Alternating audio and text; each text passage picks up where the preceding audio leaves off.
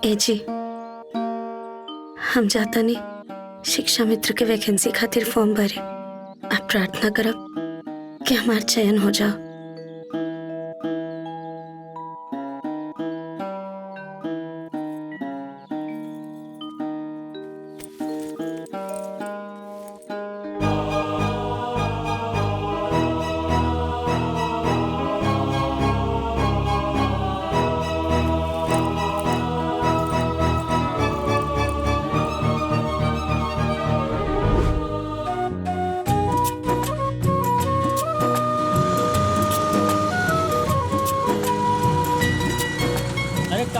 चाचा नमस्ते। अरे प्रणाम प्रणाम। इकुल छोड़ा, आज शिक्षा मित्र का रिजल्ट के बाटे और तू लोग यहाँ बैठ के ताश खेलत बाड़ा। चले के ना का शिक्षा मित्र का रिजल्ट देखे।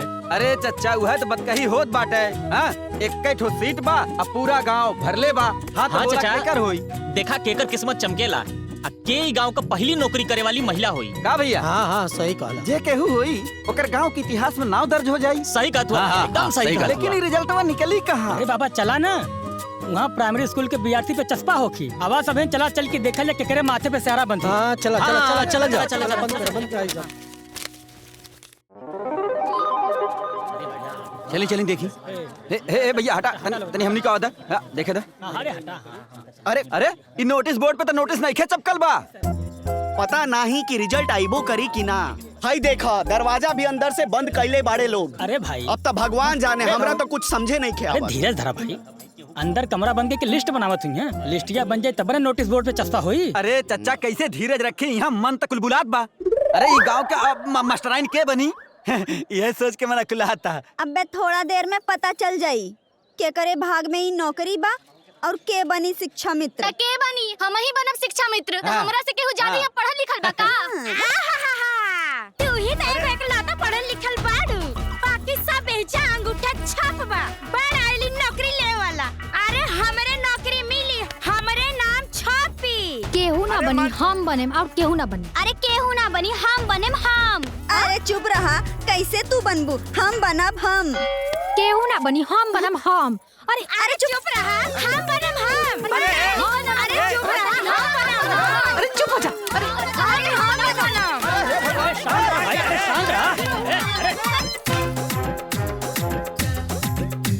आप लोग को सूचित किया जाता है कि इस बार की शिक्षा मित्र की मेरिट लिस्ट सूचना पट पर नहीं चिपकाई जाएगी, बल्कि कुछ समय बाद ही माइक से अनाउंस किया जाएगा। बस आधा घंटा में इस गांव के शिक्षा मित्र कौन होगी ये नाम आपके सामने होगा। चला घर चला। चल चल। तब तक आप लोग एक गाना सुनिए और आनंद लीजिए। पढ़ लिख लैली देवरानी जी, आज हम बड़ा खुश बनी जी। काम धाम हम करब तू करबू पढ़ाई, जिकरा को ना दिक्कत होई उसे होई लड़ाई। ना बनै है खाना चूल्हे में आज बरी। ई का गावता? देवरानी हमर पढ़ के मां गनवा का भइल? गाना में का भइल? ई गावता की देवरानी मास्टराइन बनी है। अरे जेठानी नो मास्टराइन बनी है। अरे भाग्यवान, ई गाना ह चाहे देवरानी के गावे चाहे जेठानी के, बकिर मास्टराइन तू ही बनबू। देवरानी हमर पढ़ के मास्टरी करी है, सिवान वाली पढ़ के मास्टरी करी है। ए दुलिन जी अब तू भी चला। जानता रू रिजल्ट अब भोपू से बतावल जाई। अच्छा हाँ बहू, मेरिट लिस्ट अब बोर्ड पर ना चिपकावल जाई। ए दुलिन गांव भर के सभी लोग चल गए, अब तू भी चला। हम तो ना जा पाई बम्मा जी। काहे? अरे इतना सारा काम बा, कपड़ा लत्ता कैला के बाद उनका के शौच भी करावे के बा, नहावे धुआवे के बा, ओकरा बाद खाना बना के खाना खिया के दवाई खियावे के बा, ओकरा बाद कुल कपड़ा छत पर पसारे के बा। बहुत काम बा अभी हमके। अरे बहू ना जाइबू तो पता कैसे चली? अरे बाबूजी, जेकर चयन हुई ओकरा खातिर अपॉइंटमेंट लेटर घर पर आ जाई, तब पता चल जाई हमके। अच्छा तो एक काम करता नहीं, हम चल जाते नहीं। हाँ ए जी चली चली। हाँ चला चला चली चली। अब आप लोगों ने गाने का आनंद खूब उठा लिया, तो ध्यान से आप लोग सुनिए कि आपको बता दें कि सुरहन गांव में एक शिक्षा मित्र सीट के लिए 25 लोगों ने आवेदन किया है, जिसकी मेरिट लिस्ट तैयार हो गई है, जिसमें सबसे हाईएस्ट मेरिट लिस्ट 98% है।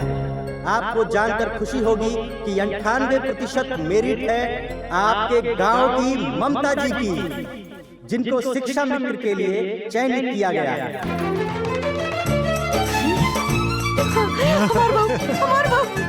ममता जी बनती हैं सुरहन गांव की प्रथम महिला शिक्षिका।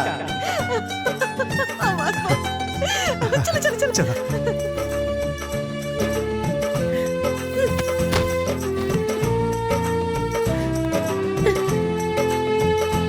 हम तो तहरा से पहले ही कहले रहनी ना, अब देख लू है ना भाई। अरे हमके क्या बता रहे?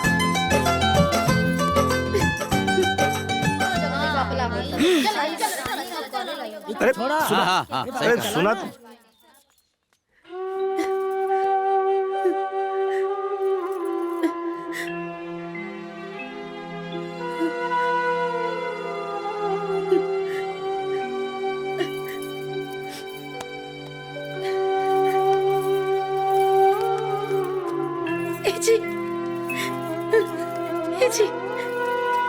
जी ए जी सुनी ना, हमरा के नौकरी मिल गई जी। अब हमनी के कुल समस्या खत्म हो जाए। अब आपके दवा खातिर, इलाज खातिर हमनी के केहू के आगे हाथ न फैलावे के पड़ी। अम्मा जी के कितना चिंता होत रहे हमेशा, और बाबूजी के 2 पैसा ज्यादा कमावे खातिर ए उम्र में भी कितना बच्चा लोग के पहलवानी सिखावे के पड़त रहे। अब वो लोग के भी बोझ तनी कम हो जाए। हम बहुत खुश बानी जी।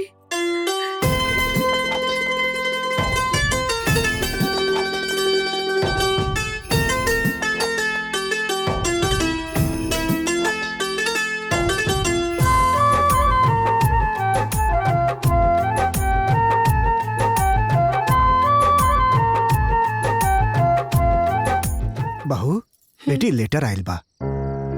दिखाई।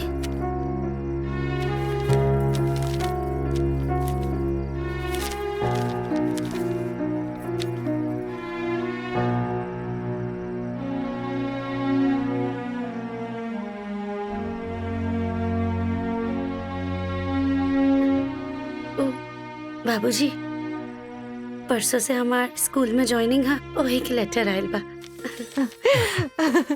ये तो बड़ा खुशी के बात बा बहू। बड़ा मुश्किल से तारा के नौकरी मिलल बा, एकरा से बहुत बड़ सहारा मिली। अब तो तू अपन पति के दवाई अच्छे से कर सकेलू, केहू के ऊपर बोझ भी ना रहबू। बोझ आई हो दादा, ई तो हमरा ऊपर सीधा कलंक लगावतिया। नौकरी मिल गई तो साफे बदल गई। अरे हम कब बोझ समझनी हो? हम तो अपन परिवार समझ के अपन सारा जमा पूंजी कुल परिवार में लगा देहनी। हमरा के ई परिणाम मिलल। हे देवता देख ला, घोर कलयुग आ गइल बा। ई तो हमरा साथे उहे भइल, जेकरा बंदे खातिर कइनी चोरी उहे कहलस चोरवा। बाप रे बाप का जमाना आ गइल बा। ना दीदी, अम्मा जी के कहे के ओ मतलब ना रहे। चुप, एकदम चुप। हम सब समझाता नी, नौकरी मिल गई तो तू हमरा के आजमाए के चाहता रू। अरे बहू ऐसन बात नहीं खे, बात समझ। हम सब समझाता नी बाबूजी। ई महारानी नौकरी करे जाई है, हम घर में झाड़ू पोछा बर्तन करम। हम नौकरानी हई। अगर ई नौकरी करे जाई है तो घर से हमरा के अलग कर दी।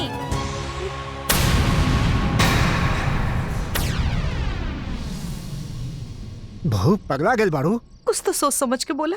हमरा सब समझ में आता। रवा लोग जो गिरगिट नियन रंग बदलते हैं नु सब समझ में आता। काहे इतना चिल्लात बाड़ू? का बे? हम चिचियाता नी। अरे पूछी अपना माई बाबूजी से। चहेती बहू के नौकरी मिलते साथ ही रंग बदल गई और अलग होके के कहता लोग। और इतना दिन से सब कहीं हमारे सब पानी में मिल गई। चुप हो जा बहू, चुप हो जा। ए बेटा हम बताओ तनी। तू चुप रह भाई।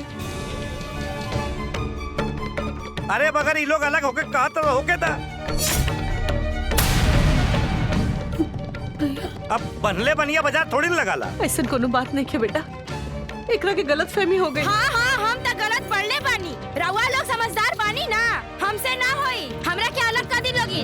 बहू बात के समझा, काहे बात के बतंगड़ बनावत बाड़ू? हमरा नहीं के समझे के बाबूजी, हमरा के अलग कर दी तो कर दी बस। ठीक तो कहती है बाबूजी।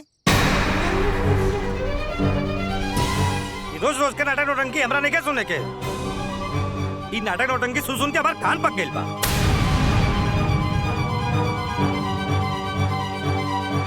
अब आज के बाद घर में 2 गो चूल्हा जरी।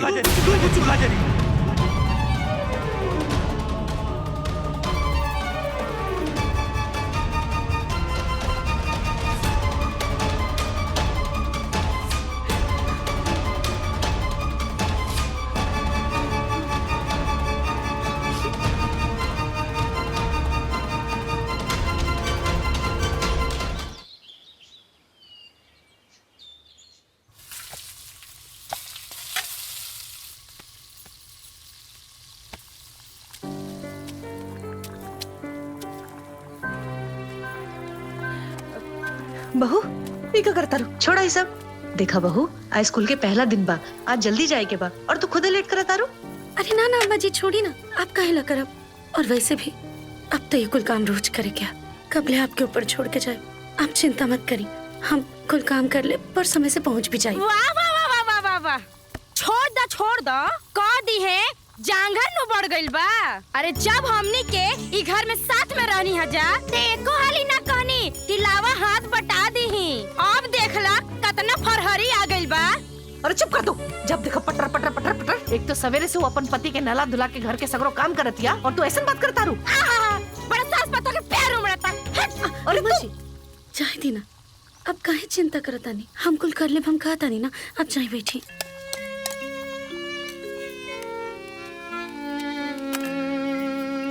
भगवान तो के हिम्मत दे।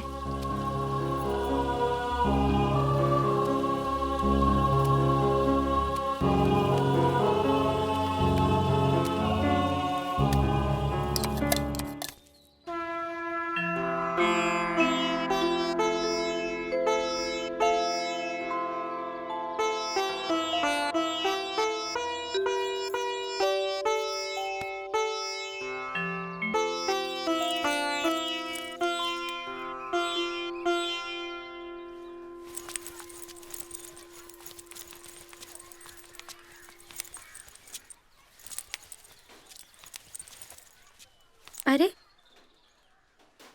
तो लोग उठक बैठक काहे करत रहा? आज हमने लेट हो गई नी ना, तो बड़का सर जी कहले कि जब तक उठक बैठक 100 बार ना करबा तब तक क्लास में मत घुसी है। यही खातिर हम लोग उठक बैठक करत बानी। अच्छा वो बड़का सर जी के ऑफिस के नेबा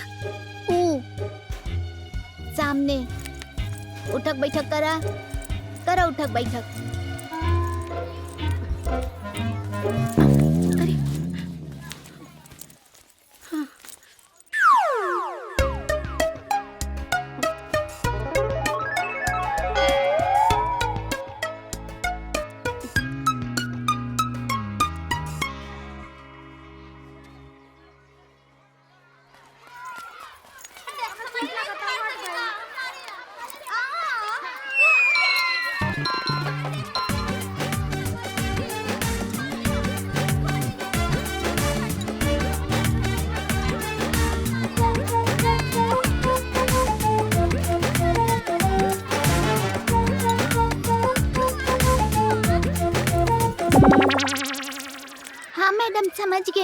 समझ गेलू ना, जब हम छोट रहनी ना तो हमहू स्कूल में ऐसे ही काम करत रहनी, सारा A to Z मैडम के सब बात मानत रहनी।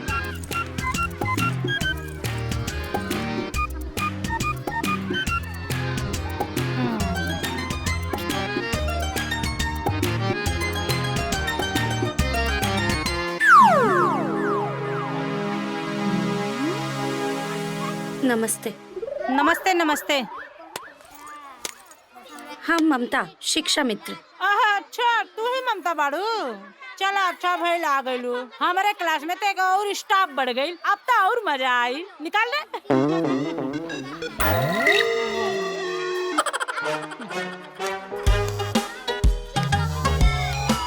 आप लोग यहाँ मजा करे आइल बानी के बच्चा लोग के पढ़ावे आइल बानी?